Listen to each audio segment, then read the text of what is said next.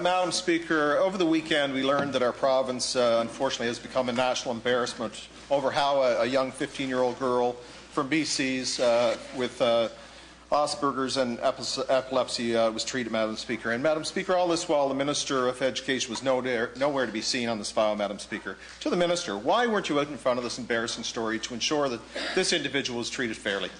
The Honourable Minister of Education and Early Childhood Development. Thank you very much, Madam Speaker. And this responsibility does lie on the school board that we put in place to handle these things.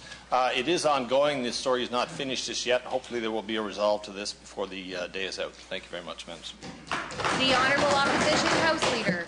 Thank you very much, Madam Speaker. Madam Speaker, as usual, the Minister was hiding and continues to hide behind his unelected school board and his superintendent.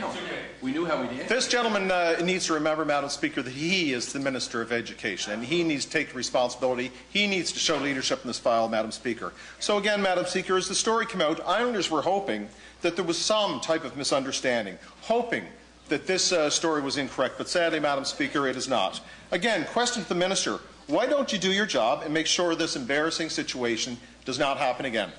The Honourable Minister of Education and Early Childhood Development. Thank you very much, Madam Speaker. And our school board, led by the superintendent, is dealing with the group of BC as well as the travel group, the civic group, to come to a decision on this. We are quite aware of Brooklyn's situation before we traveled out there, but not perhaps to that severity. The groups are working on it now to make sure that if at all possible she can come here, because we want this trip to be open and equal and accessible to any and all students that want to travel on that. At the present time, as I mentioned earlier, the superintendent is working with the groups involved to make sure we can come to some kind of realization on this before the end of the day is out. Thank you very much, ma'am.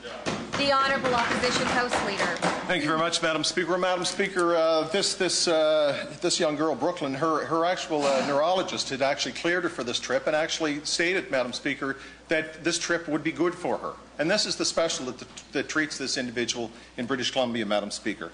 Madam Speaker, again, this minister just keeps passing the buck on every issue and hides behind his unelected board. So, Minister, who's really in charge of education in this province? Is it your unelected board, your superintendent, or is it you?